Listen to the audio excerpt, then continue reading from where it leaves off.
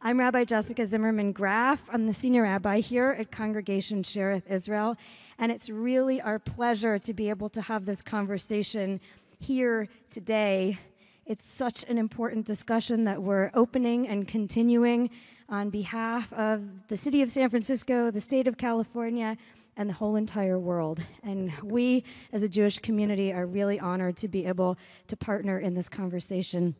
Rabbi Sachs Thaler will mention a discussion that took place here last week, but this is part of a series of conversations about reparations that we're having here at Shereth Israel and in the Jewish community, and we're very proud to be in the midst of these important conversations. I just want to welcome you to this space. It's a very special space and a historic space.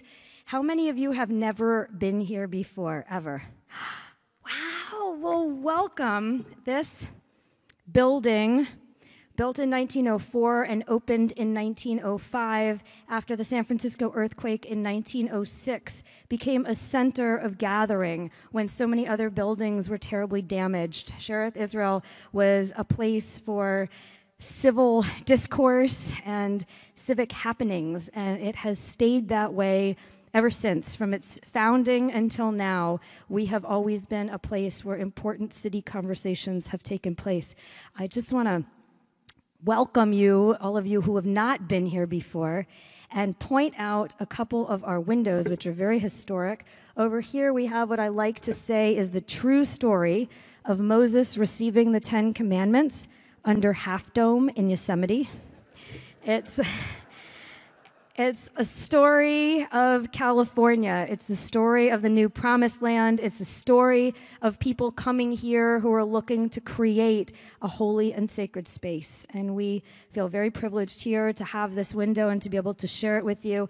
On this side, this is our prophets window. Feed the hungry, clothe the naked, and shelter the homeless. It reminds us of the instructions that come from the prophets to live righteous lives and to try and make the world better.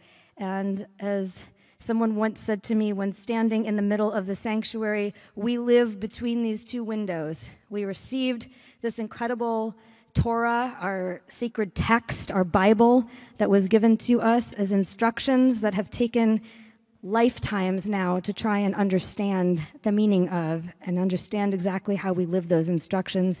The prophets, ancient ones and modern day prophets who bring us to these kinds of conversations help us to figure out what it means to live in this sacred space between these two windows with all of you. So welcome. We're delighted to host you and to have you here. Good afternoon, and thank you everyone for being here. We want to say thanks to Minister Sid for the music that was played to introduce the session. But I am here my name is Howard Lindsay. I'm from Grace Tabernacle Community Church, and I'm also a co-lead for the San Francisco Black Jewish Unity Coalition. My assignment is to start us off with a word of prayer and a dedication. Dear Lord, we thank you for this opportunity to gather together, to study your word, your Torah, to get a greater understanding of what it means to live a life that is reflecting your commands, your virtues, justice, mercy, love, thinking about how we manifest that in the lives that we live and in the country that we exist in. We thank you for each and every speaker that is here, each and every person that is here. We ask that you open up our hearts, our minds, and our spirits to receive what's going to be delivered today, and help us to think critically about ways to make this world a more just place to exist in. We thank you for this sanctuary, the opportunity to be in this space that has so much history. And we thank you for each and every person that is gathered here today, just being in community, being together after coming out of years of being separated. We thank you for the opportunity to gather in unity, to gather to study, and to gather to grow. For those blessings, we are thankful, and we just bless your name. We ask that you bless each and every person here. We want to acknowledge Malcolm Gisson and Rabbi Beth Singer from Congregation Emmanuel. Those are a couple of the co-founders of the San Francisco Black and Jewish Unity Coalition. And they are not here today, but we just want to acknowledge them for the work that they have done to set the foundation for this organization. And I'm honored to be here once again as a co-founder. Thank you. Hope everyone has a great time. Bless you all.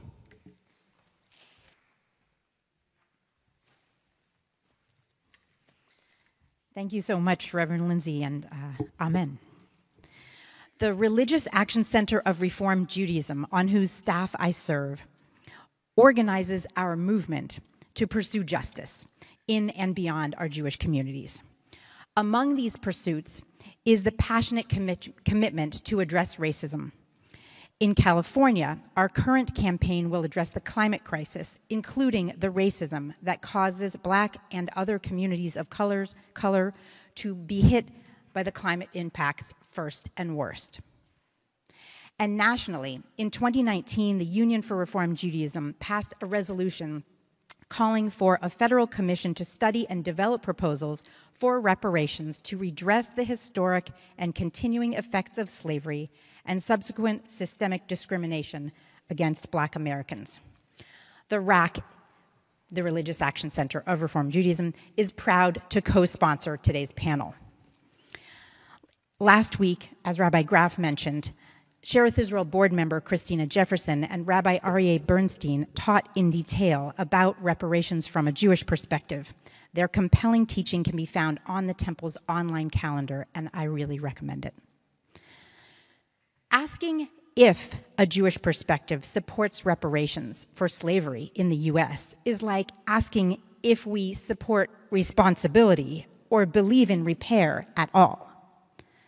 With the Jewish New Year and the accompanying Days of Atonement approaching in just 1 week, that can hardly be a question.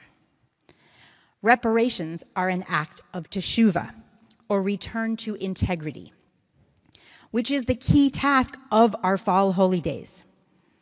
Nonetheless, there is so much to consider in attempting to repair after such a vast human failure as slavery. What form of reparations will effectively lead to justice and healing? Who will make these decisions and how? How will they differ from place to place? These are some of our questions. The ancient rabbis of the Talmud discuss what to do about a stolen beam that has already been built into a building. Ben Shammai, known for his strictness, concludes that the robber must destroy the building and return the beam. But Hillel, known for more leniency, requires compensation for the value of the beam without requiring return of the beam itself. Either way, reparations are required.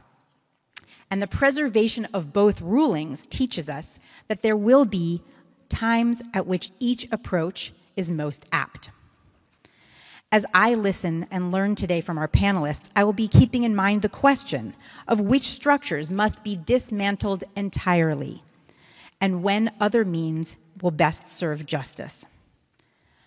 The project of reparations is great in both senses of the word. The required study, planning, and implementation can call not only for skill, but also for courage and determination. As we learn the details of the legacy of slavery and racism here in California, I expect to feel heartbroken. As my ignorance is replaced with knowledge of wrongdoing and loss, I expect to feel the weight of that knowledge. And I also expect to be called to action. As we read in the book of Lamentations, in response to destruction and despair, let us lift up our hearts into our hands. Today, let us be ready to have our hearts moved and our hands called to action. Good afternoon, everyone. So, unlike maybe with the Jewish community, I'm from a Baptist tradition, and you're welcome to speak back if you so choose. As we say, if the Spirit leads, and we all have the same Spirit, that's the Spirit of God, amen? I want to add, my name is Lena Robinson, and I am a member of the San Francisco Black and Jewish Unity Coalition, and I'm so happy to be here today. I'm happy to welcome you here in person. I want to thank you for being here in person in spite of the rain. It could have been very easy to stay in your cozy homes this afternoon, but thank you for taking the time to come and to be in this space with us. The rain is both a gift and a blessing today, and that's what I feel. I also want to thank our virtual audience. I am told there are several hundred people watching online. I don't know where the cameras are, but we're happy to have you with us as well. I want to thank the co-sponsors. There were many, many of them who came together in partnership to make this happen, to give us the opportunity to provide this at no cost.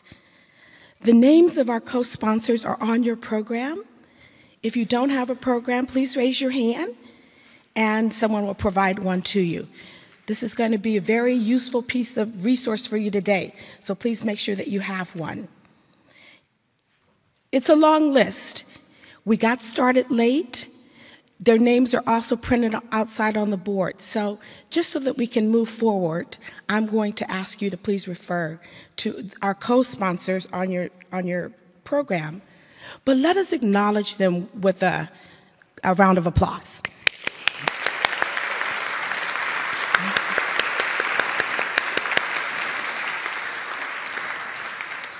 I want to thank the Community and Economic Development Committee, of which I am a member, and who has worked diligently for months to bring this forum today.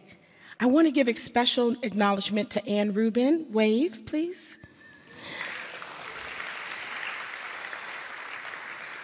If you want to know who the members of the coalition, I call it the coalition, the Unity Coalition, just look for the button. There are many of us here today.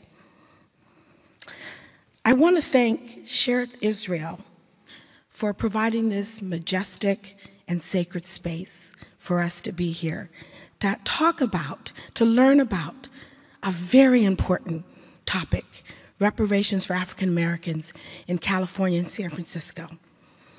This topic, this facility, has special significance for me personally. I grew up less than 3 blocks from here on Pine Street, and this is my very first time to be here. I've passed by this place many times. I had no idea.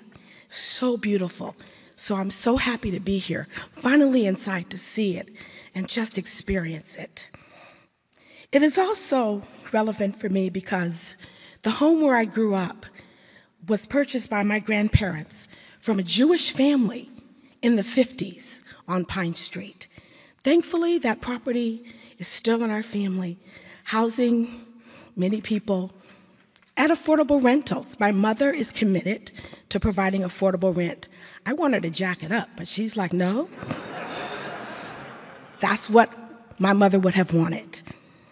And that's meaningful because one of the things that we'll hear about today is urban renewal that took place in San Francisco in the 70s that moved hundreds of African American families out of this community. And but for the luck, grace of God, whatever you want to call it, the home that I lived in on Pine Street was above that line where families lost their home. So I'm grateful for the stability that I was able to grow up in a home that was owned by my grandmother. I want to thank our panelists today for their leadership invested in this topic and for the information that they will share with us. We want to give you an opportunity to have questions and be a part of this. And so when you came in, you should have received a card that would allow you to write down your questions at the end after the panelists have presented. And if you need a card, can our ushers just let you know where they are? Stand up. Raise your hand when you have your card. We like to collect them during the program so that we can prepare them for the Q&A period at the end. And we will not have anybody at the mics. So without further ado, I'm very pleased to introduce our panel today. I will only be introducing them by title because their bios, short bios, are again on your program, and I want to respect the time and make sure that they have the time that they need. Our first speaker will be our very own Secretary of State, Dr. Shirley Weber.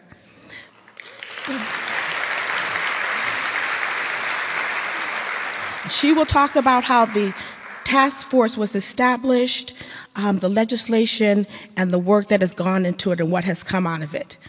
Our second speaker will be Dr. Theopia Jackson, who is the immediate national past president for the Association of Black Psychologists. She's also the current president of the local Bay Area chapter, as well as the department chair of clinical psychology for Saybrook University.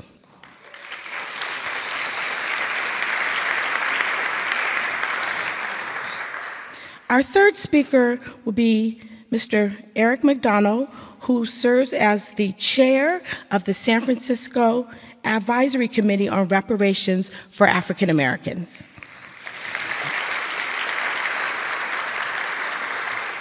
And we are so pleased to have Dr. Reverend Amos Brown of the historic Third Baptist Church in San Francisco, who serves also as the vice chair of the California Task Force and member of the San Francisco Advisory Committee, to provide our closing remarks before Q&A. Dr. Brown.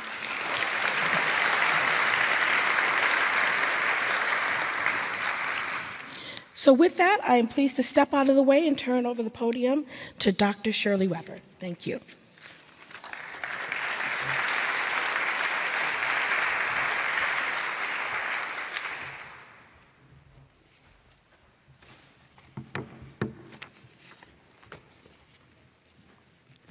Well, good afternoon.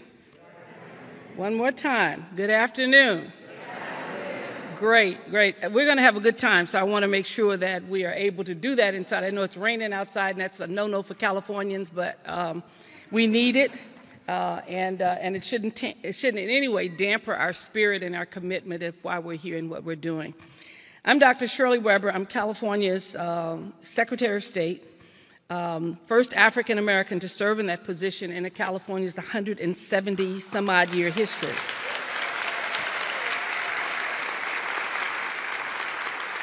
And I'm honored to have been appointed to that position by the governor, and honored that I'm obviously running for the full term, and have every statement of appreciation to him for the opportunity to do so.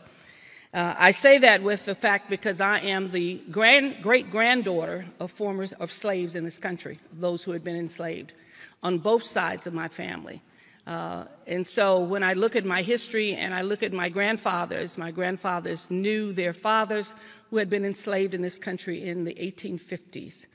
And so I come to you with a clear understanding of not only just the historical information about slavery in this country, but very specific information about the impact that it had on my life, on the life of my parents and others for generations to come. And so I come to you with that level of understanding about this particular issue. For 40 years, or 50 years, I guess now, I served as a professor at San Diego State University. I was the founder of Africana Studies, and it's amazing to me, after all of these years, that we're celebrating the 50th anniversary of Black Studies at San Diego State, and I was one of the original faculty members there at the age of 23. And so, so this particular subject is one that has always been uppermost on our minds. In addition to that, my parents, despite with not only having been the grandchildren of slaves, my father was a sharecropper in Hope, Arkansas, and most of us know that life itself was only a half step above slavery.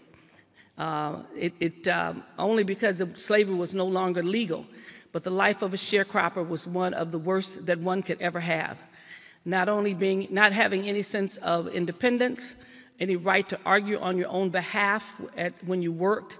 If you had any debt, and you always had debt because you never were able to make enough in their minds to basically pay off your debt from the year before. that debt was sent to your children and your children's children. And so as a result, many of them, as my father and his brothers, had to leave the South in order to escape the debt that they owed. And despite that, my father came to California escaping slavery and escaping these Jim Crow laws that were designed, they were hunting him to kill him because he stood up for himself. He came to California and obviously opened up the opportunity for his children to have a better life. And so I'm honored to be with you today, to be a part of that, to be a part of this discussion. As most of you know, I was educated in Los Angeles, attended UCLA, where I got all of my degrees, my 3 degrees, by the time I was 26. And as I said, taught for 40 years at San Diego State. I've spent the last 10 years as a legislator in California, as a legislator representing San Diego. Interestingly enough, the first African-American to actually serve in the legislature south of Los Angeles, which was remarkable to me that we had never had an African-American in the legislature at all. And now as Secretary of State, only the 5th African-American who has served as a constitutional officer, and only the 2nd woman behind Kamala Harris. So we come to you with a clear understanding of how difficult it has been to live in this country, how difficult it has been for us to basically fashion a world or an opportunity for ourselves that was beyond just what we were doing. So I've been asked to answer a couple of questions concerning the bill itself, and then we'll answer other questions if we want to. The discussion of reparations has always been a difficult discussion in the Black community. And I say that because people seldom focus upon African Americans, but upon everyone else. I remember when I ran a radio program for about 6 or 7 years in San Diego called It's a New Day. And I was meeting with my good friend who was a congressman. We were talking about things that were happening and things that were going on in Washington. And I asked him a question. I said, what about reparations? What are you going to do? Because there was a question that came in. And he's a good friend and was a part of the civil rights movement, walked and sat in and went to jail and everything else. And he said to me, I wouldn't be in favor of that because that would really upset white people. And I thought to myself, has anyone thought how upset I am? And I asked him that. Do I count? You step on my face and my foot, and you're wondering whether or not I injured his shoe, and I'm on the floor bleeding in pain. And I have to think about whether or not you're going to be happy if you give me justice. Those are the kind of questions that we're often asked. People believe that if we do reparations, it will divide this country. Wake up, folks. It's already divided, and we have not gotten reparations. So we can't be blamed for it, that's for sure. But it's interesting to me that the discussion of reparations always revolves around that. And so I asked myself a question some years ago when I was on a panel with some discussions, and I said, why have we never received reparations? Why have we never gotten reparations, African Americans? Because we've done it before as this country. We've done it for others. We've done it even when we weren't the reason for the harm, but we saw harm in the world and we did reparations. So why is it African Americans never got reparations? And I have come to the conclusion after looking at everything that has occurred. One is because, people never felt we deserved it, that they did us a favor by bringing us to this country and enslaving us. And I've heard that over and over again. Aren't you better off than if you had been left in Africa? So in many ways, and I've heard African Americans say that. So we have been completely brainwashed without full history of what happened in Africa, what happened to the other countries, the colonization of the continent that occurred, without any real clear understanding of that took place. We also felt that people were happy in slavery, that somehow or another it wasn't a great life, but it wasn't a bad life.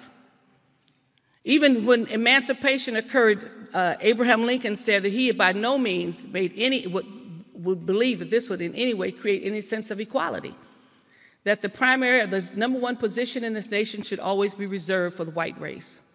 He was very clear about that when he signed the Emancipation Proclamation, his own words in the debate, the Douglas debate, that the number one position in this nation should be assigned to the white race. And while they found slavery unacceptable and difficult to live with. They did not find second-class citizenship difficult to live with. And so when you live in a situation and you come out of a government that has structured itself in such a way where African Americans are not seen not only just as full human beings, but we think we have done them a favor by enslaving them. And that is not just an old idea, that is even a more recent one. If some of you have seen some of the things that were on some of the TV programs and people were asking folks questions, and they said they didn't think that was that great a harm that was done. They obviously didn't talk to the folks who were involved.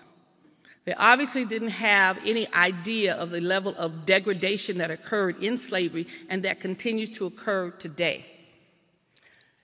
Smithsonian has, if you get a chance, something called Stolen Voices, if you ever get a chance to look at it, and it is the voice of former slaves that was done in the 1930s, done as a project to kind of stimulate the economy. They hired a bunch of anthropologists to go around and interview folks who had actually been enslaved. And I'll never forget the statement that the man made at the end of the presentation. Someone asked him if, he said, well, it sounds like when you got out of slavery, it was really bad. You had, didn't have any clothes, you had nowhere to go, you had all these problems of being free, basically. He said, don't you think your life would have been better if you remained in slavery, if it came back? And he said, if I thought that slavery was going to be reinstituted tomorrow, I would kill myself today. And I've never forgotten that statement. So when people ask me, was it really that bad? This man said he would kill himself today, even with all the challenges he had in his life and knowing where he came from as a slave, that he would kill himself today if he thought it was coming back. And so I say these things because as I looked at reparations and what had happened to everyone else other than us, I began to understand very clearly why we had not gotten it, the attitude that folks had about us, and why they don't have a sense of urgency with regards to it. And now that they have not done the urgency, they blame us for the difficulty of the problem. It's hard to figure out who we should give it to. The problem is so deep and so wide, it would take tremendous change to actually address this issue. It's going to cost an awful lot. And every year the price goes up. And the problem grows, and the solutions are never found. In fact, there are often counter solutions like the elimination of affirmative action in California. Makes it even more difficult. And even as we tried to bring the bill back 2 years ago, people still voted it down because they really don't want to basically deal with the issues of any form of reparations where someone actually, in their mind, gets something that they don't deserve. And yet the history of this country is filled with folks getting things that they didn't work for. All of the land grabs that we've had in this country to build the West were given to people from out of the country and elsewhere where they got free land for just being there for 5 years. Free land. They didn't work at all. They got free land. And so when we start talking about how the things were developed, and yet we were excluded from it and forbidden to be given land during many of those time frames. So as we talk about it, it becomes even more difficult as we fight this battle to deal with reparations. But as I said, I've always asked why, and every year I'm finding more and more reasons that people don't really believe African Americans deserve reparations, that they did us a favor by bringing us here, and that we're better off here than we would have been in the continent. And so as a result, the problem grows, the time grows, and every year goes by, the problem in people's minds becomes too large to address. Too large to address. And they're absolutely probably correct that the past solutions they've had with other groups that have been faster, that those problems, that those activities will not be sufficient. You will not change the direction of African American lives with $20,000. It just will not. That will not happen. There are too many systemic problems that would eat up the $20,000 before you even gave it to them. And the problems are much too great, and the damage is done. And so when you ask me, what do we hope to accomplish with this? Well, first of all, the question was, what was my role in AB 3121? And what inspired me and motivated me to do this work and my vision in moving forward? Well, first of all, it was really interesting. I realized that as I listened year after year to the federal government and all of the bills that came forward, that the feds were not going to do reparations. without some major push from somewhere else. They've been talking about it for 40 years. 40 years. And nothing had been done. So I decided to do it by myself.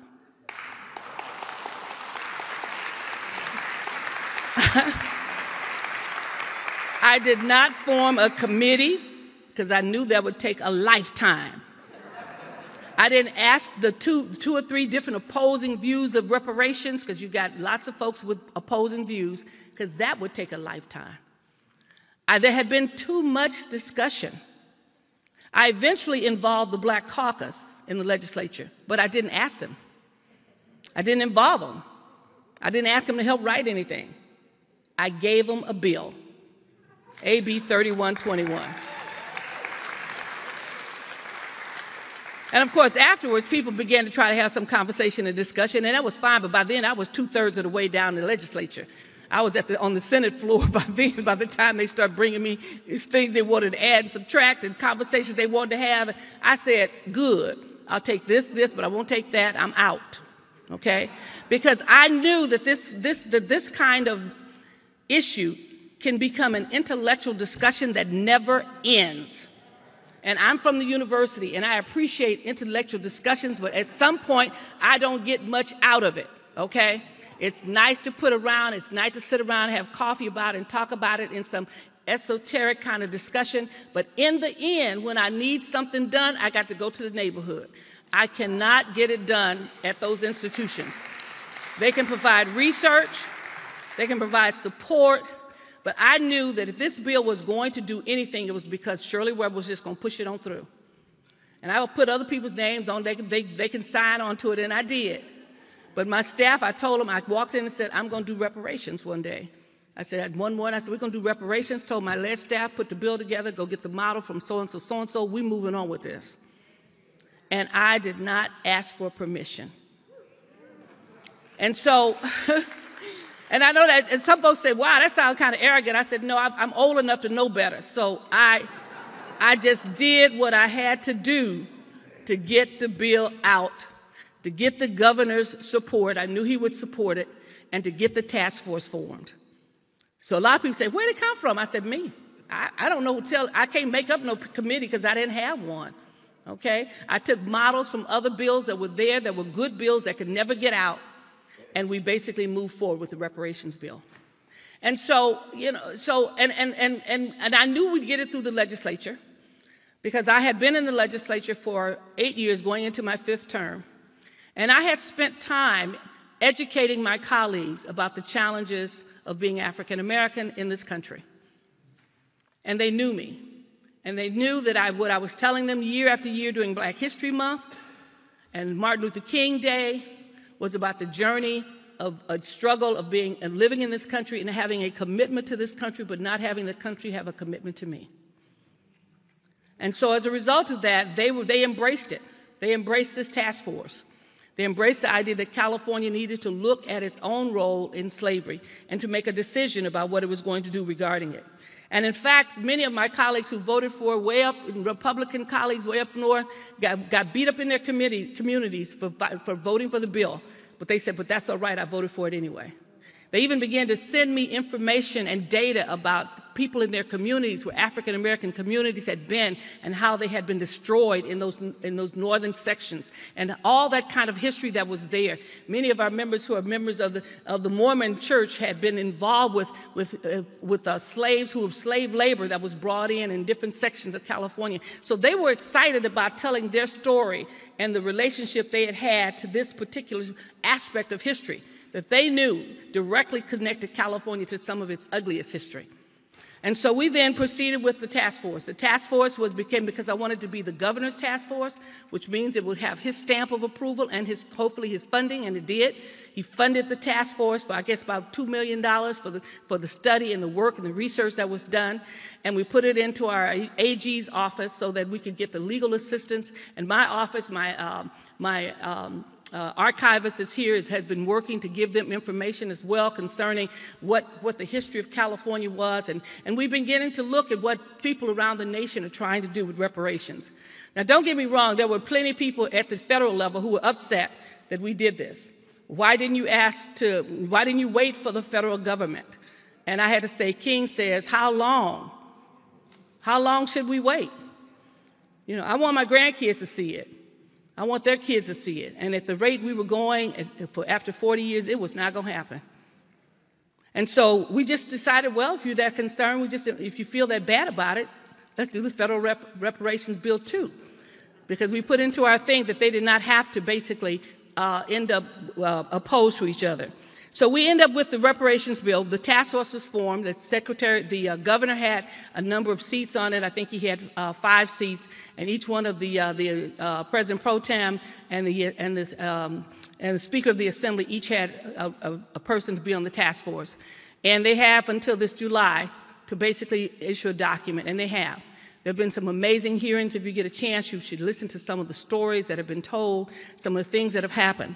But as a result of that, California has, and I see my 2 minutes almost up, California has the opportunity, as it has, to basically motivate the rest of the nation. We're finding more and more people in small areas in San Diego and other small cities are looking at themselves and saying, you know what, we need to help African Americans be homeowners. We need to basically put some resources into our schools. We need to do some systemic changes in our communities. And I think that's where we will do the statewide effort, but also we'll do the local efforts as well. We're finding, and the folks in Indiana are basically dealing with home ownership and are really beginning to seriously address the issue that's there. And I'm hoping, my dream is that the nation will basically realize that it has to do reparations everywhere and anywhere it can find it. That we cannot continue to have this legacy of the enslaved in this country not being so far behind, only having 1/16 of the wealth of others, having very small percentages of home ownership, less than 25% home ownership, having over incarceration of individuals in prisons in terms of our African Americans overly incarcerated everywhere. And having our educational system in our schools not addressing the issues that affect our children and not growing and promoting themselves. And so I'm pleased that with where we're going with the reparations bill. I'm excited to see what kind of recommendations will come forward. My task and my hope is that we will develop an endowed fund to deal with the issue of reparations in this country. In California, that this endowed fund will be funded through the state of California, and that we will set up like a federal and state endowment that has a percentage of California's budget. Even if we got 0.5% of California's enormous budget, every year we could make a difference in the lives, and we could reach parity in this for once in this state. So that we don't look at individuals and say, oh, well, that one is making it, but the rest are not. That our school systems are failing, our social service programs are failing, our incarceration rates are embarrassing and unnecessary. We still have police brutality despite all the legislation we have put together, which means we need the education of the masses to understand who people are. And until we do those kinds of things, we will continue to be a divided state and a divided nation. And most of us, our lives will be in peril because we will be so sad that we have not done more when our time is up to basically change California. So I'm grateful to be with you today. I'm California's Secretary of State. I'm the author of AB 3121, and I'm pleased to answer any questions you may have. But I thank you for inviting me to be here with you today and to share a little bit about 3121. Thank you.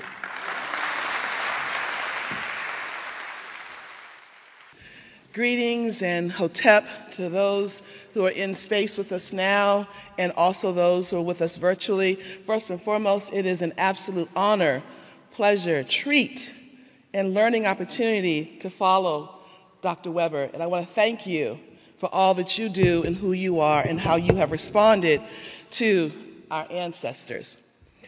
It is also my hope that as I bring my comments together today, that I too am being responsive to my ancestors in this sacred space.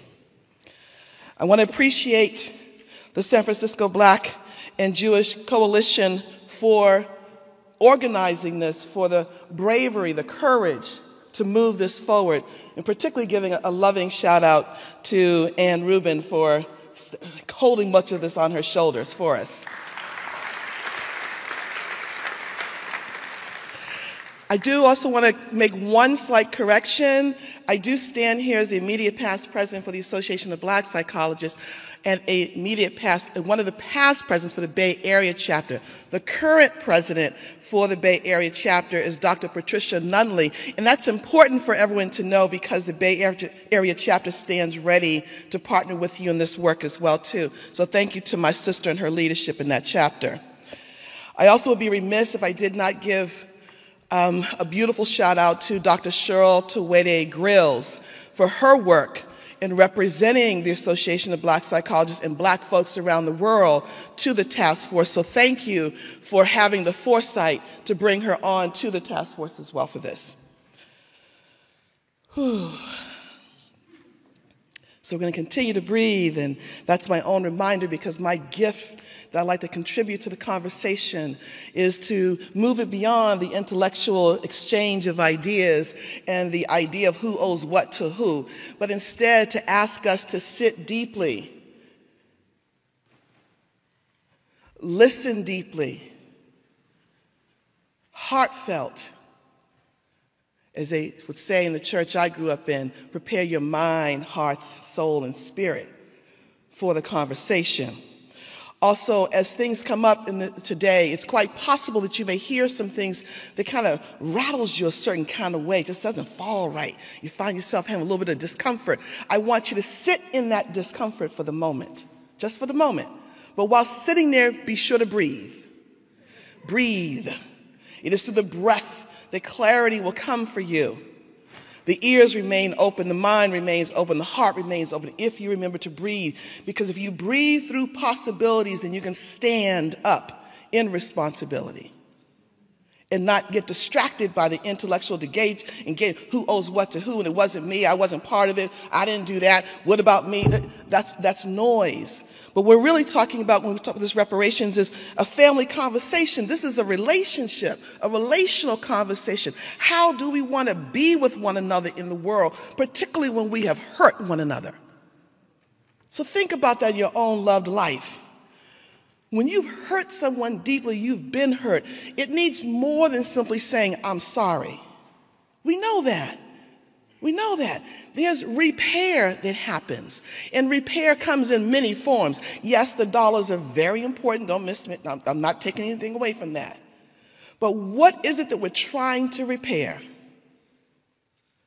When we look at what's happening in our world today, let alone right here in our own little spot of the world, what are we trying to repair? Some call it race relationships. We call it DEI work. We call it working with structural racism. The issue is we have unresolved pain.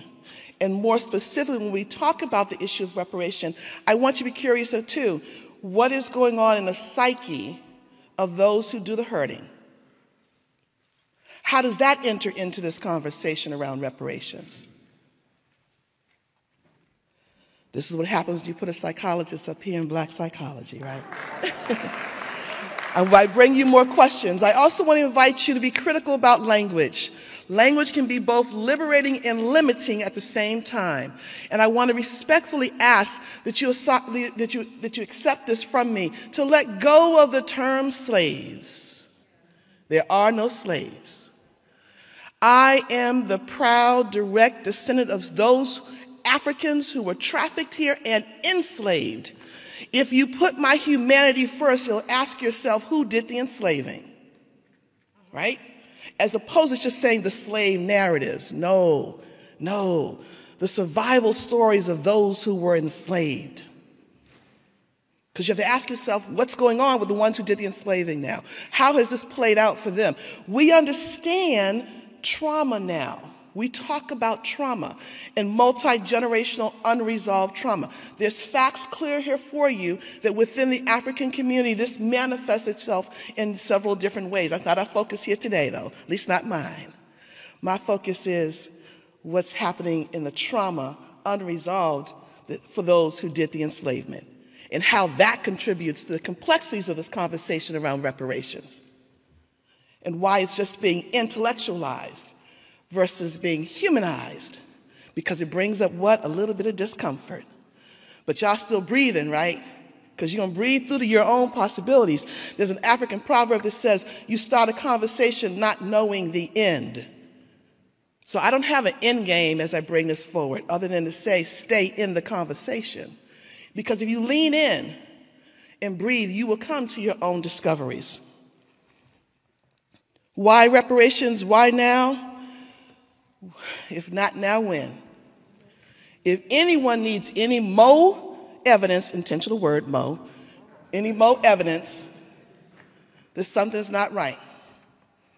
It has something to do with this thing that we call race, that we invented, that mankind invented. We created the problem, so now we got to resolve the problem.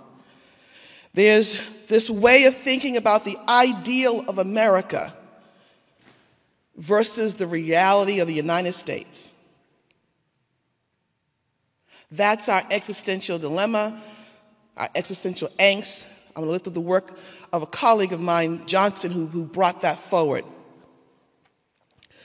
I'm offering it here as you think about this too, in the sense that if you are wanting to have a better relationship or even doing your own healing, if you will, that's another intentional word, healing, that your healing lies in the capacity to right wrongs. Not just your own, but the ones that you benefit from. I benefit from some. Because we're not polarized here. I have lots of privilege. I'm not anyone's victim. I have lots of privilege. So there's ways in which I'm benefiting. But I still have to do restitution, repair, and right the wrongs that were done by those, for example, as someone who identifies as heterosexual.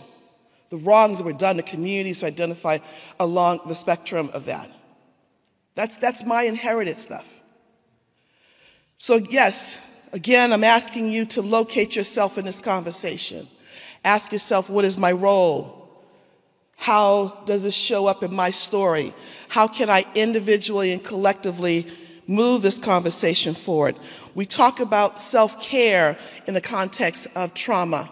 And if we look at our human capacity, I would say we need to be paying attention to collective care. Collective care. Supporting those groups like persons of African ancestry. And this is not a historical problem. We know that. The continued problems that are plaguing our communities has its direct roots to how we got here, who brought us here, how they chose to define us.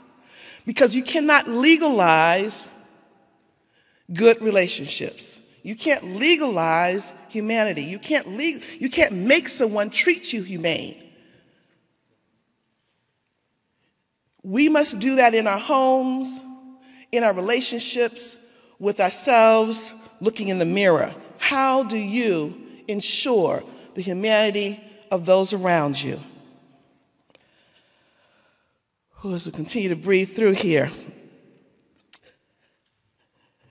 I also want to add to the beautiful quote, words from Bishop Desmond Tutu, who taught us that my humanity is bound up in yours, for we can be human together only. You're not doing anyone any favors. You're not rescuing. That's not it at all. It is restitution, which is restoring, giving back, making better. There's an African proverb that I want to begin to leave you with as I come to a close here, which is, I just have to breathe myself through this again. As I name children, I want you to remember that all of us are somebody's children, so I want to be contextual. I'm not talking about simply minors. But I do want to say that this African proverb goes something like, if a child does not feel embraced by the village, and the village is the world, the child will burn it down to feel its warmth. Feel that. Things are burning while we're debating. Intentional words. So listen to the rest of the comments from my esteemed colleagues. reflect on the conversations you've already been in. And I ask you to think about, again, these 3 questions. What's coming up for you in the moment? What are your thoughts, feelings, new discoveries, affirmations? Second question, what can you do individually to make these wrongs better, And then thirdly, what is your recommendations and charge for the leadership? What do you want them to know as they move forward? And here I also want to give a shout out to both the students from Saybrook University as well as from the Bay Area chapter of the Association of Black Psychologists who have graciously agreed to come out and help host the small group conversations that you're going to be in. This is your work. This is your work, not mine. I'm just blessed to be part of this journey. I want to thank my ancestors for preparing me for this moment and for all of my mentors, Jegnas, and powerful Black scholars who paved the way to be here today. And Dr. Weber is a complete example of that. This conversation is not going away, so it's best to get in it, be part of it, and help shape it. Because there's no more generation that's going to keep its head down and get by. I close by saying to the generations that come after me, that comes after my generation, and in the way in which one of my Babas, Wade Noble, says to us, we've done what we need to do. It's your time, your turn. You no longer need to sit in classes quiet and silently and take in stuff that feels foreign to you, that alienates you to yourself. You no longer have to sit in places of worship and not know how to be fully present there for yourself. That's what these reparation conversations are about. They're going to be difficult and hard. They're courageous, healing conversations that communities need to have to move past this. Stay in conversation, lean in, stay present, deeply here. Resist the temptation to defend. Resist the temptation to defend. Resist the temptation to get activated in white guilt. Resist the setup to be the N of one voice. And instead, when things feel like they're polarizing, step back and take a deep breath and say, what does this have to do with our humanity and how we are going to be in relationship with one another? As a family therapist, when you were saying earlier, I'm definitely going to close, I promise you, when you were saying earlier about how some folks would say to you, this is what happens if you get off this, thank you, ancestors, when some folks would say to you, well, aren't we doing better here than anywhere else? As a family therapist, that's like saying to me that the children who have been sitting in abuse for years and not knowing that it was abuse, that was better for them. If that's your argument against the question of reparations, then we have a bigger problem here. And I would submit to you that question is evidence that we have not done our job as well as mental health providers to really understand the psyche of the ones who would think in such a way. Hurt people hurt people. What is their hurt that needs to be fixed? That this is the question that they move forward. Again, thank you for this moment. Asante Sana, to my ancestors, to my ABSI family, to all who've prepared me for this moment, and thank you to you.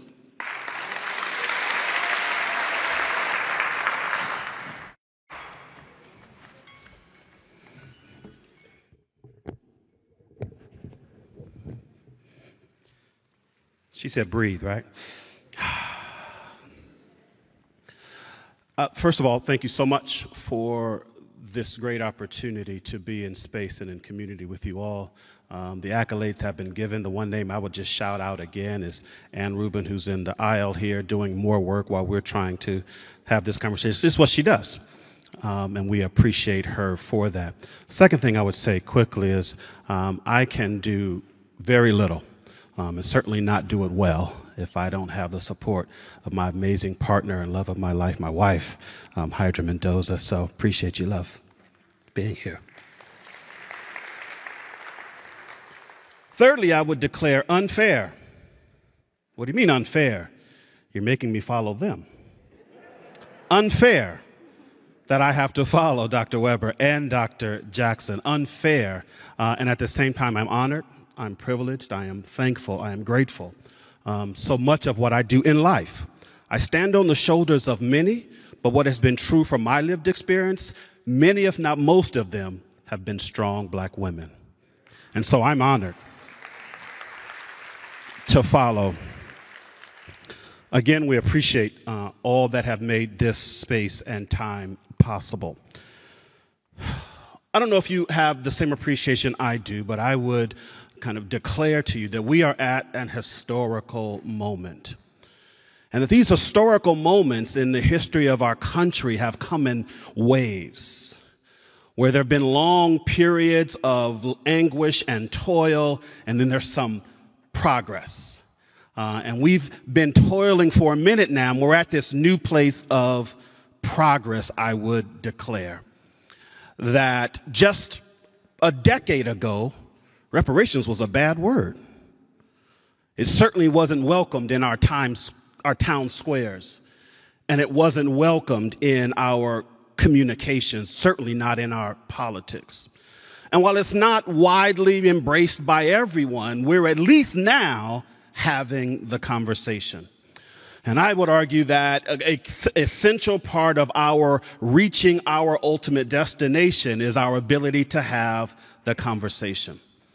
And as Sister Robinson noted earlier, her Baptist background, I'm a little bit Baptist, a little bit Pentecostal, a little bit Assemblies of God. And one of the things that sustains me is the song. There's a song that says, I don't feel no waste time. I've come too far from where I've started from. Nobody told me that the road would be easy. I don't believe he brought me this far to leave me. So much. As we think about the children of Israel in the wilderness, wondering how long? We've got promise, but how long? My ancestors who were looking and fighting for a place of freedom and justice and equality, still carrying a how long? And so I stand here today empowered by, enabled by, enriched by that rich legacy and history of my ancestors who carried, as Dr. Jackson said, the baton a certain way and then handed it to a generation and handed it to another generation. And here we are now with a new opportunity. I'm also reminded of Congressman John Conyers, who 1989 introduced what started 1989, toiling and saying, can we at least study the issue? And so here we are. H.R. 40 is still languishing, but now we've got California, and now we have San Francisco. I also appreciate the work of NCOBRA. It's the National Coalition of Blacks for Reparations in America. Appreciate the work of the National African American Reparations Commission. And then there are the countless justice warriors, many of whom are in this room, who have been fighting and toiling and laboring to get us to this moment of opportunity. Now, the one problem I have right now is I have about 7 minutes left. I've got 92 minutes worth of information to share with you. And so I've got to figure out how to get it all in. So I'm going to talk fast and try to, as they say, tell it. But as again, I've learned in my church tradition, there's a song that we used to sing that said, I can't tell it all. God's been too good to me, and I just can't tell it all. So let me tell you, my name is Eric McDonald. Eric Todd McDonald. Born November 25th, 1964 at San Francisco General Hospital. The significance of which is, one, I was born at San Francisco Hospital because Lottie Varnado fled the Jim Crow South. which caused me to be born in San Francisco. Secondly, she had the forethought to name me Eric Todd McDonald, because she had the forethought to understand that if people heard my name or saw my name, they wouldn't immediately decide what I earned or what I merited. I can't tell you how many times, folks, I've only had conversations with on the phone, only to meet them in person and go, oh, you're Eric Todd McDonald. And so I've grown up in this great city that I love, that is San Francisco, the city of St. Francis.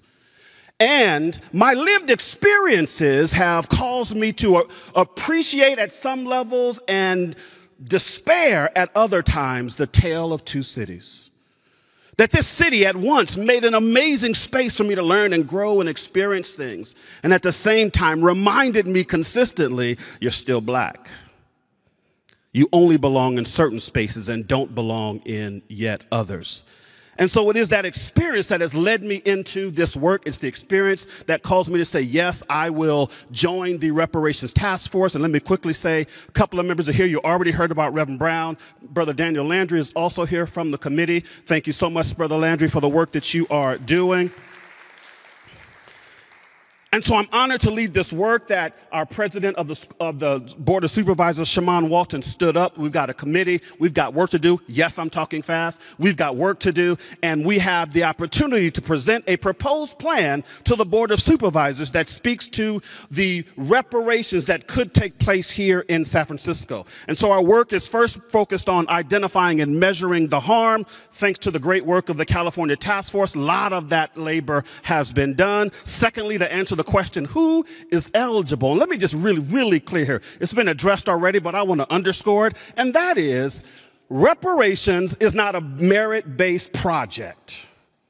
Be really clear. This is not how much do they earn, how much do they merit, what's their credit score, and how well do they manage money. This is about the harm experienced at the hands of this municipality, and how do we ensure that that harm finds restitution. And so we're going to put together a plan. We're going to propose monetary repair, policy repair, benefits access, housing access, all of those things. But here's what it's ultimately going to boil down to.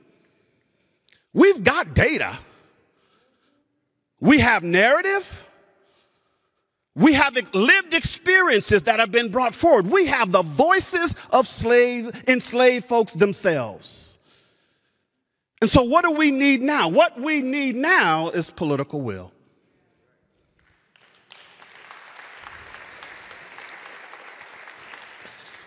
Ta-Nehisi Coates put it this way. He said, 250 years of slavery, 90 years of Jim Crow, 60 years of separate but equal, 35 years of racist housing policy. Until we reckon with our compounding moral debt, America will never be whole.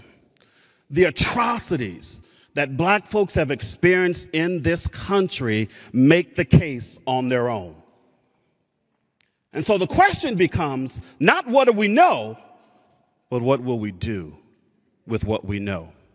A sad reality is that these United States was founded with the intention of sustaining white supremacy, white power, and white wealth. And even when we took a small act of trying to feign an attempt to be equal, we still lived into our contradiction, because our contradiction was that we said all were equal and we didn't believe it. Half of the delegates of the Constitutional Convention owned slaves. 4 of our first 5 presidents owned slaves. And so we as an America have been living this contradiction for far too long. And so now what is happening is we are being called not just to task, but I would say to the opportunity to live up to our creed. That if we do hold these truths to be self-evident, that in fact all men and women alike are created equal, then we have the opportunity to own. And here is the challenge. As I said a moment ago, we are a contradiction.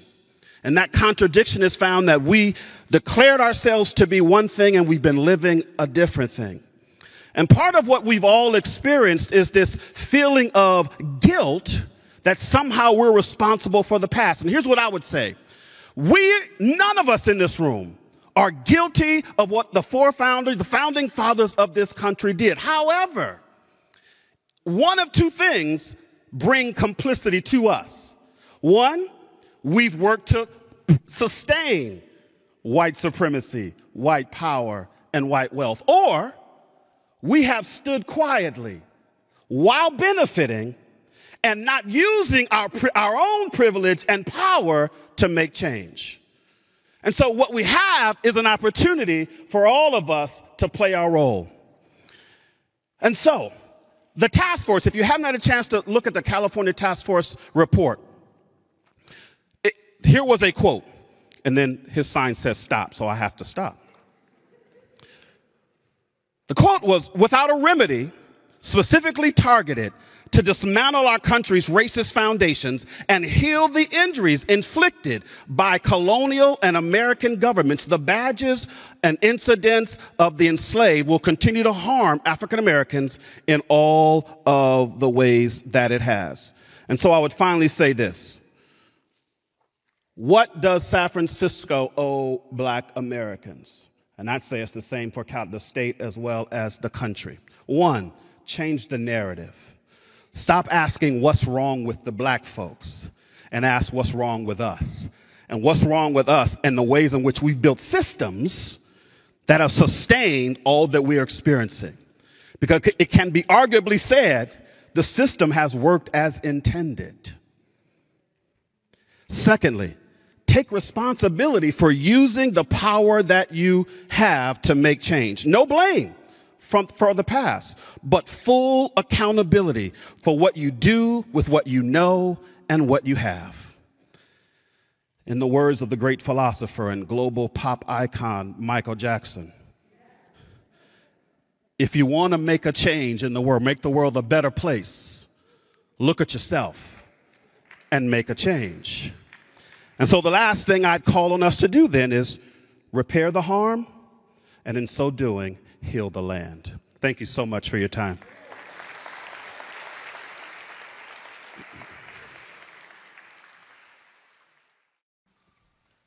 Again, I salute you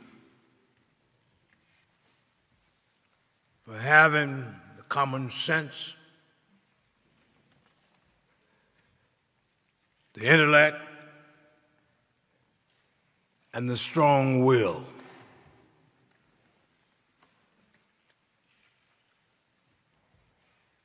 to speak to this state and nation about our dirty,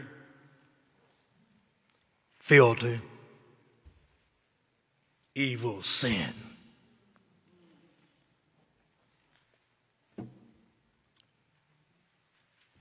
Rabbi Zimmerman Graff, members of this congregation, brothers and sisters, I really don't need to say anything. It's already been said.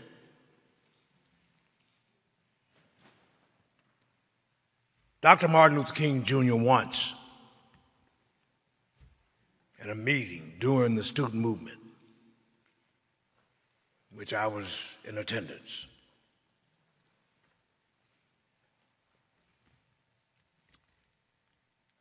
one time lost his cool. I know we have sanitized him, romanticized him, and given far too many orations about that dream that America has never gained the right understanding of what it was about.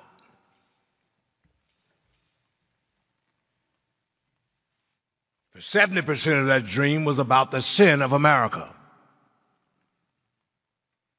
And that bounced check that came back insufficient funds and not about a dream. Check it out. Read it again. Listen to it. But in that meeting, that night he lost his cool. Brother Perry Lang and Dr. Montero,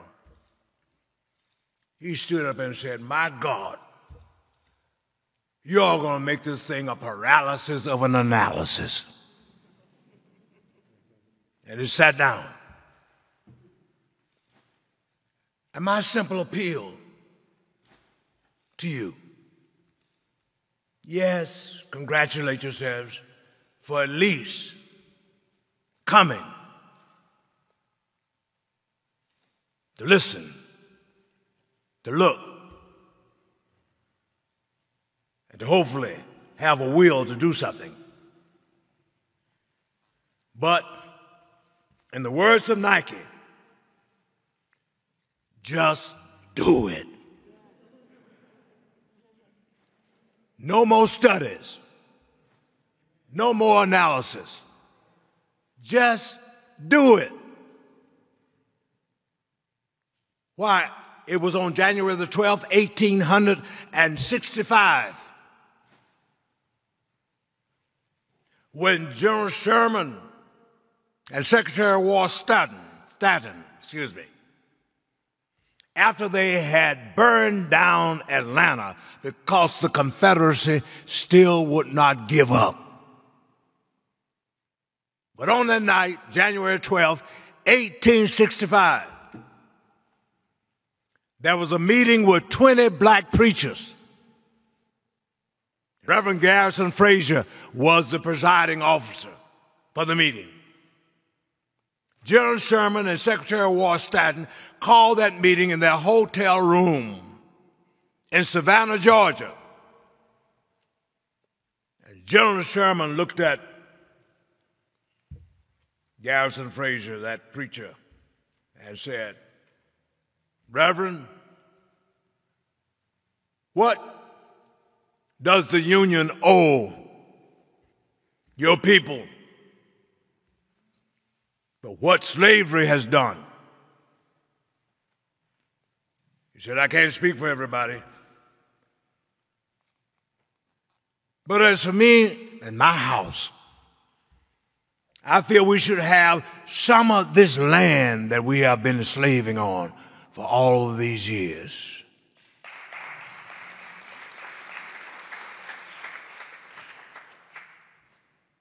And from that response from Reverend Frazier, Secretary of War Stanton issued Field Order Number 15, setting aside 40 acres and a mule from the coast of Florida up to South Carolina, into Georgia, and ultimately Mississippi.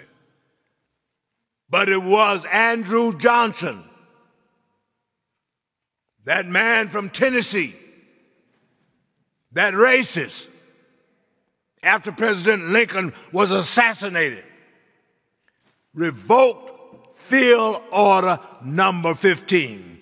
And we were thrown into this penal system called sharecropping. That was the first opportunity, major one, for reparations for black folk in this country.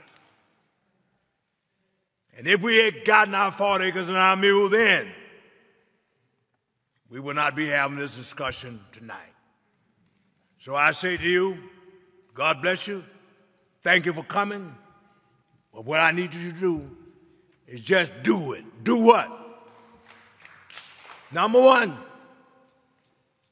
call Governor Newsom immediately. He's from San Francisco. And lovingly appeal to him. Don't extend this study at all. Just let the commission put something into action for good of black folks in the state of California. Number one. Number two, there's low-hanging fruit in addition to all the other good things we can come up with. Right around here within spitting distance, over here at Fillmore and Eddy. Say to the city of St. Francis that last vestige where black folks can have a corner, some land in the Fillmore that we should have gotten, but we didn't get it. Give that heritage building to competent, qualified, able integritous black people so we will have our watering hole the same as the Japanese have their watering hole at Japantown, the same as the Chinese have their watering hole at in Chinatown, the same as the Latinos have their watering hole in the Mission, and the same as the Italians have theirs in Little Italy. Little Italy. What's good for the goose is good for the gander.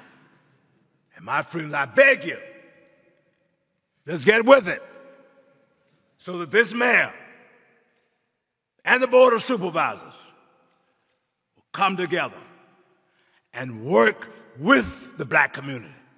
Not work at it, around it, or over it, but work with it to ensure that all of that real estate that's left there in that Fillmore down there around Eddie is in the hands of black folk. And if we don't do that, we wasted our time. And secondly, we need to get on this school board and make sure that they understand that black folks have always appreciated education. Why we were whipped and beaten during the enslavement. We were even caught trying to read or write.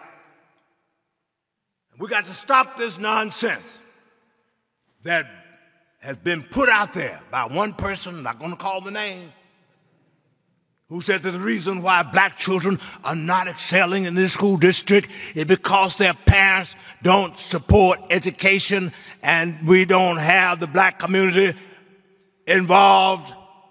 That's nonsense.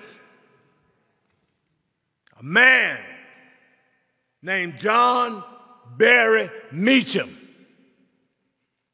a black Baptist preacher, born enslaved in Virginia, was sent up to Kentucky, ended up in Missouri and at St. Louis.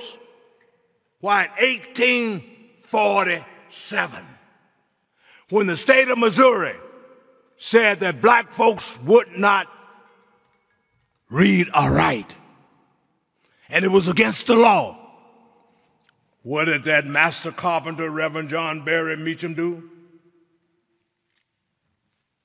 He built on a steamboat the first floating school in the United States of America. And they paddled over to the state of Illinois.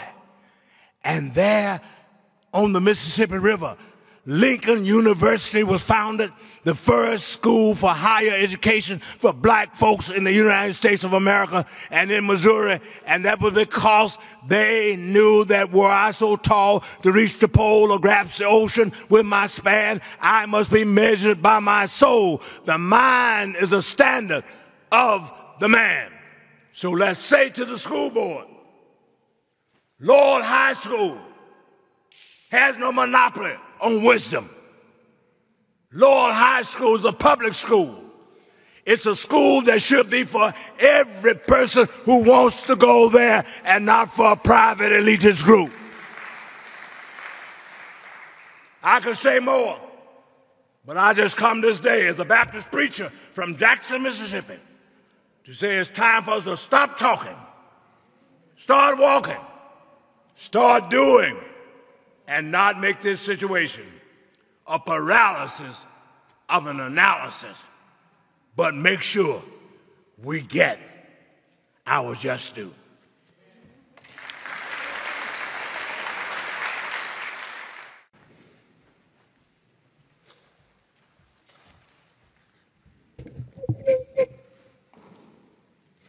Thank you to all the speakers for the inspiring and informative comments. We have 20 minutes for some Q&A, and we're going to try to focus on the top questions that we received, the top categories.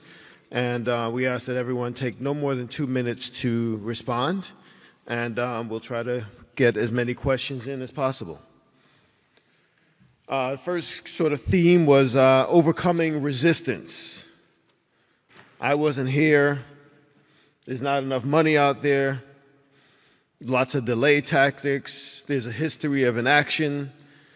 Anyone on the panel care to just talk about how do we overcome resistance to reparations? If you look at the task force that was formed, it was not formed to basically ask the question, do we need reparations? The question was, how much has the damage been and what must we do about it? So I think that is the first step. We formed the task force and passed the resolution 3121, the bill 3121, with the understanding that reparation was necessary, that harm had been done. And then the question becomes, how much harm and what do you do to resolve it? And that's what the task force is now. So I recommend everyone who's interested to make sure that you get a copy of it. It's on the website of the state, so you can look at it. But also to basically talk it up and to make sure that your elected official knows what you want and is going to vote for it. Because what will happen is that we will get these resolutions, we'll get these issues there, and then all of a sudden people will have difficulty finding money when they can find money for everything else, and they'll get to talking in circles. So you want to make sure that whoever represents you, who's in this room as well as those who are online listening, that you make sure that your folks understand that you are in favor of reparations. They need to basically embrace the report and to figure out what's going on and find out and be supportive of it and share it with others, because it's really important that people share it for the misinformation that people think is out there. But we hope that the hearings that have taken place and you're being able to see them and hear them has given you information that you didn't have, and as a result, you need to share it, because I think people who hear about it, who see what's going on, really are interested in in reparations and very supportive of it. So we're beyond just trying to stand there and look at the walls. We are basically saying the damage has been done. We want to know how much, and we want to know what remedies are there, and then the state needs to fund it. I just want to add one other thought to this. I love that. It was occurring to me as the question was being posed. What's happening in the mind of the person who's asking the questions around who's being resistant? I would submit they haven't done their own homework. They don't know their own true story, because if they do a critical analysis of who they are and how they got here, they will find that whatever they have today was on the backs of our backs, on the backs of black folks' backs anyway, and that they owe something to somebody. So the resistance for me is more about you don't understand who you are and how you got here and who you're accountable to and for. Thank you. Thank you. Lineage-based rules, asking the questions on Native Americans. Eric, I don't know if you care to respond. I would just say as a backdrop to it that the state task force has already deliberated and landed in a certain place. The San Francisco task force will be deliberating this very question next month. And so we have to answer that question. What I would offer in terms of my perspective is I believe every black person in this country has been adversely affected by the vestiges of slavery. And therefore, certainly at differing levels, perhaps in different ways, every black person in America is due some form of reparation. And I'm not willing to let this country or this state or this city off the hook because it's complicated. I firmly believe this is not a skill problem, this is a will problem. And that we've put people on moons, we've solved previously unsolvable problems, we have cured previously uncurable diseases. We can figure out how to slice and dice and find resources to make them available to bring real restitution to black folks in the country. Thank you. I think someone also asked a question. You said there were questions about others like Native Americans and Yes, so forth ma'am. and so on. In writing the bill, clearly I had lots of folks who came and who wanted to be included in reparations. And I had to remind people, there have been various forms of reparations in this country that have occurred, and African Americans have never tried to sabotage anyone else's reparations. We've had apologies given for the Native Americans. We recently got a policy that now Native Americans go to the University of California, so forth and so on. And we've never said in the midst of that conversation, wait a minute, stop your conversations, give us something too. We've had reparations for the Holocaust. African Americans have never been opposed to it and never tried to sabotage it. And yet every time when African Americans decide whether it's reparations or whether it's educational equity or whatever it may be, someone wants to come in and make it bigger and broader than what it is and include everybody in it, which means once everybody gets in it, nobody has anything. Mm-hmm. And that's the challenge that we face. And so I unapologetically rejected everybody but black people. Unapologetically said no to all of my colleagues. You're not in it now, you weren't in it then, so I'm not including you in this conversation. And so, and I had to remind them, didn't you have a conversation about the Armenians? Didn't you have a conversation about this group, that group? Everybody looked, yeah. Did I stand up and say, hold up, include me, stop your research and your data? No, I knew that there'd be a time that we had to raise this issue for ourselves and that you needed to be with us. And somebody would say, well, you know, we've been treated worse and blah, blah. I said, let me tell you this. I'm not going to get into who's had the worst or the best treatment. But I can tell you one thing that I'm sure of, that if we have that debate, I will win. God forbid that if Temple Sheriff Israel was on fire, the fire department would not go over to the 3rd Baptist to turn in the water on 3rd Baptist. They would go to the scene of the fire. We must deal with the scene of the crime. And the scene of the crime was the enslavement of African Americans. And nobody but us. Yes, other people have had their issues. And I feel those people who come up with this kind of trying to be a universal do-gooder are not sincere. They still feel that black people are to be seen as tools. You do know that Aristotle said in his Politics during the 4th century BC, even before Jesus of Nazareth was born, and I quote him, you can check it out, said that the Ethiopian, the black man, are inferior because their skin is dark. And the only way you can become enlightened or somebody, you have to go up to the Nordic climate of Europe and become lighter. And he also said that the black man of the Ethiopian will never be capable of self-governance, but will always have to have a white man or white woman over him. I'm just telling the truth. And that's what infected that moron, Donald Trump. I didn't call him that. You know who called him that? H.L. Mickens, senior editor of the Baltimore Sun.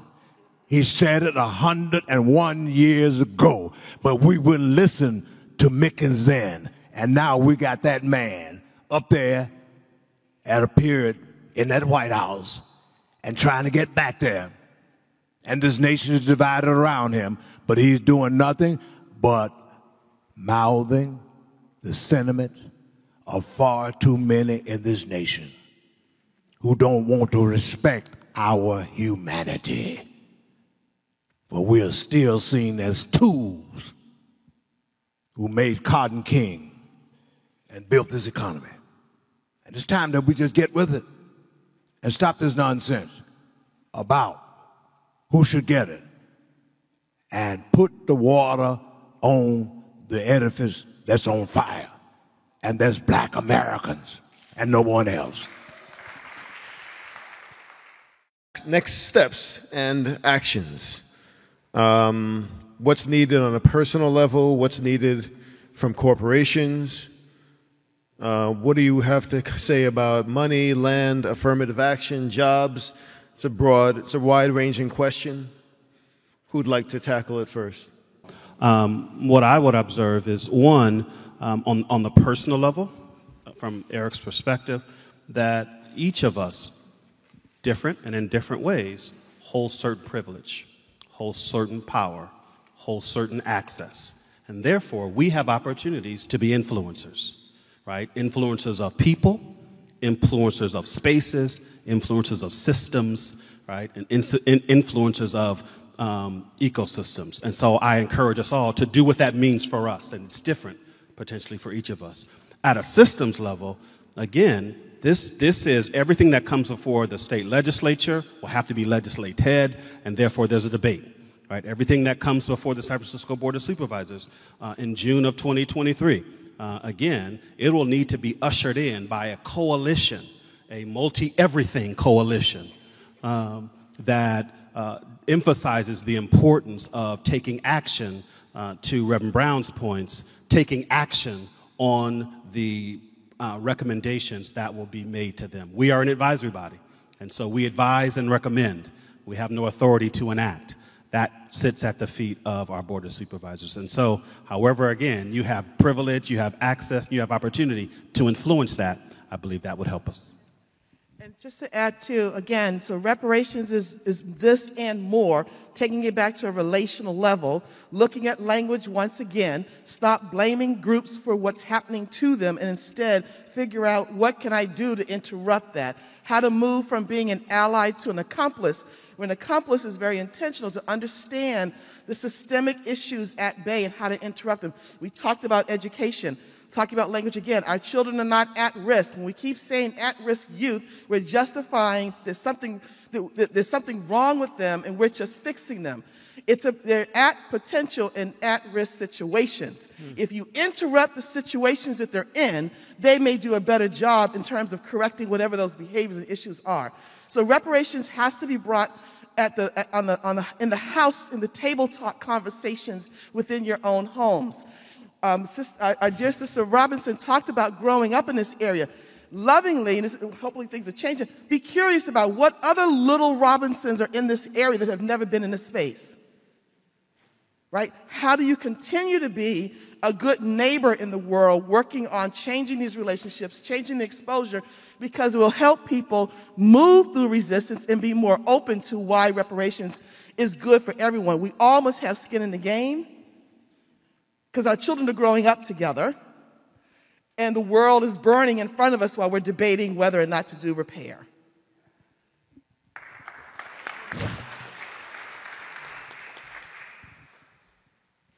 Okay.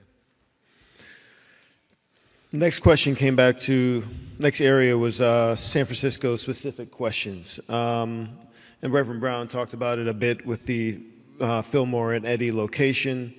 There's this talk about questions about the Fillmore Center. How can it be opened again to help respond to needs in the community, to help train, to help be a center for community?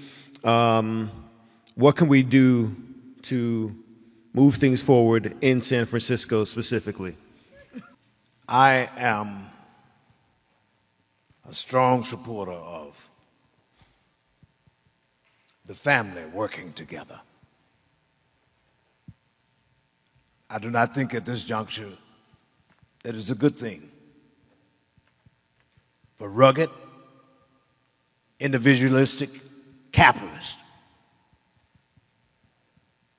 to come along and not be concerned about the summum bonum, the common good. We need to do things for the family. And out of Judaism, you've never been seen as just individuals. That's one thing that has enabled you to make it with great strides in spite of those hellish years of persecution. But it's been only African Americans who've been sucked into this evil, rugged, individualistic capitalism, showing no concern for the masses. Let's face it, friends, the median income in this town for black people per capita is a million mouth, $29,000 to $30,000 a year. But for whites, it's $110,000. For Asians and Latinos, between $75,000 and $80,000. These are the facts. And yet we got more billionaires in San Francisco per capita than any major city in the United States of America. So it's not that we don't have the money here. The thing that I'm saying, we got to spread. You know what? It's just like cow manure. If you don't spread cow manure around, it does the ground no good at all. And we got to make sure that black people collectively benefit from any form of reparations. And that's the reason why I feel we need to come together as a family and agree to disagree without being disagreeable. Reason together. And when we come to the end of the activity, you'll be able to hear somebody say, look what we did. There's a little poem called The Pronouns. I suggest you read it, about people who can't get their pronouns together. It's always I, them, instead of we. And when we make this a we thing, the community will be better, we'll be safer, and we'll be smiling and happy with each other. But no rugged individualism, I feel, will help us to make this thing happen.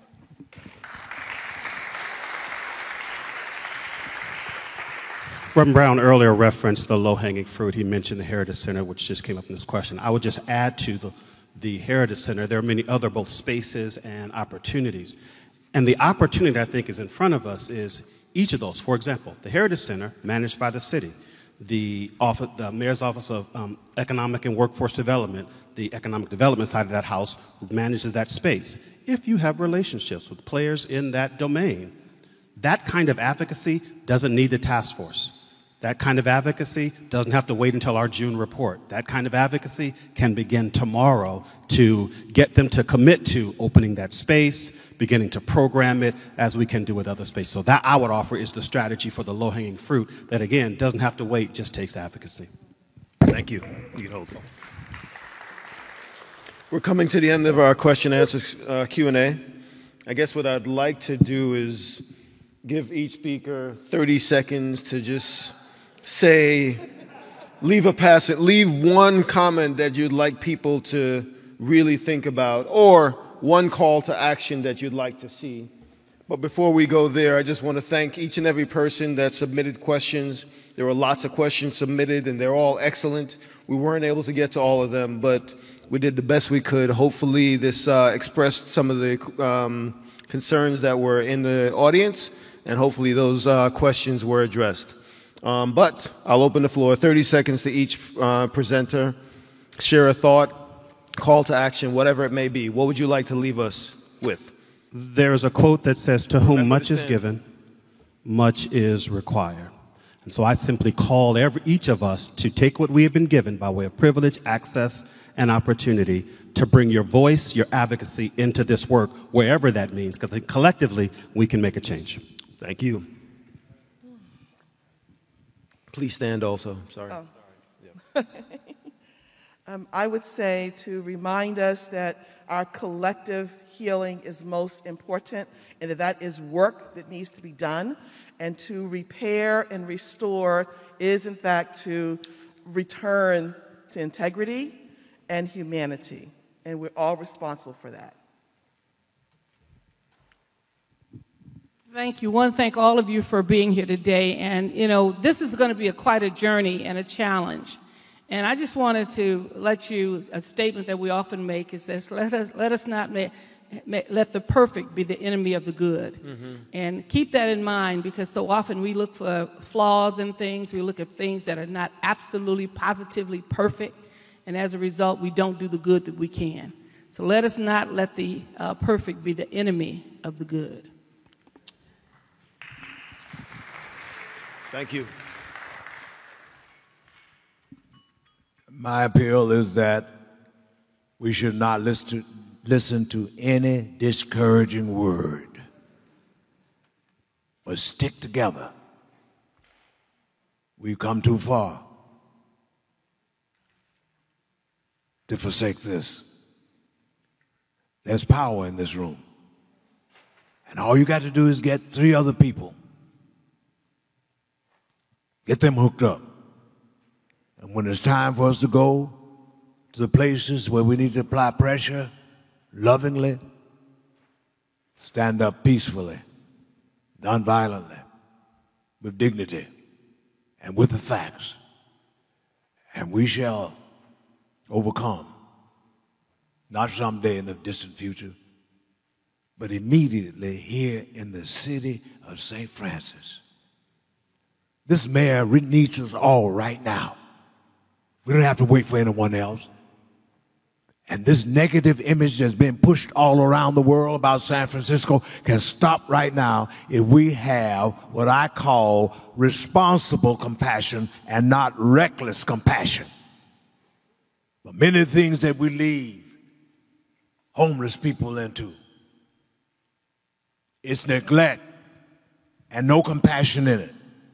They require tender, loving care, but with a no-nonsense approach, that we would not put anybody in harm's way, and they should not be out there in harm's way. But our city of St. Francis has been too indulgent on a problem that we can solve if we come together and say we're going to do things decently and in order. But we haven't heard enough voices. We have too many people who are scared. But we need some courageous folk to stand up and say, there are just some things that don't make sense. And we must not be prisoners to inhumanity.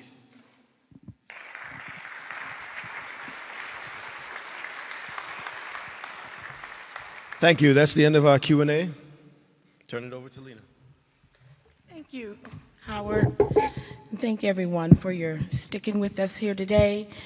We have come to the conclusion of what I hope has been a rich and informative discussion for you. But more than that, I hope that it has been personally challenging for all of us here today, that you feel the sense of urgency of moving beyond intellectual discussion that never ends towards action that is a possibility for each and every one of us here today personally, that we begin to see and hold and locate ourselves in this conversation that has personal significance for millions of African Americans who are descendants of those who were enslaved and harmed. The debt is owed, and we have the capacity and the power to make it whole. In the words of Reverend Brown, let us just do it. Let us be the ones that harness the political will to make reparations a reality. I want to thank you for being here. Again, I want to thank our host, our sponsors, and our speakers today. And I want to let you know that this is only the beginning of this conversation, and so that you are sufficiently equipped after today to do more, to learn more, I invite you to visit the San Francisco Black Jewish Unity Coalition's website, sfunitygroup.org, where there will be references, a copy of the task force report is there, and other key resources that will help you to continue to stay engaged and involved. If you're interested in the work of the coalition, we have a monthly meeting, and you are welcome to join us. Again, go to the website and just sign up, and we'll add you. I want to let you know that we will be hosting another very important forum in a couple of weeks, Sunday, October 2nd. This will be a virtual forum entitled Housing is Health at 1 to 2:30 October 2nd. So please, if you are interested, pick up a flyer downstairs and get the information on how you can register for that. Now, if you are still online, you'll need to, when this is over, exit the YouTube streaming and go to the Zoom link that was provided to you for the other virtual breakouts. If you intend to go to a breakout session, we're going to spend a few minutes socializing and ask you to make your way to the breakout room that will be hosted by Dr. Ethiopia Jackson and her psychology students downstairs. So what is the very next step here today? Well, the very next step is to join us downstairs for cookies and socializing, and to share with each other, to have comments and discussion about what you've heard today. I think if there is nothing else, let us stand and be dismissed. Thank you for coming.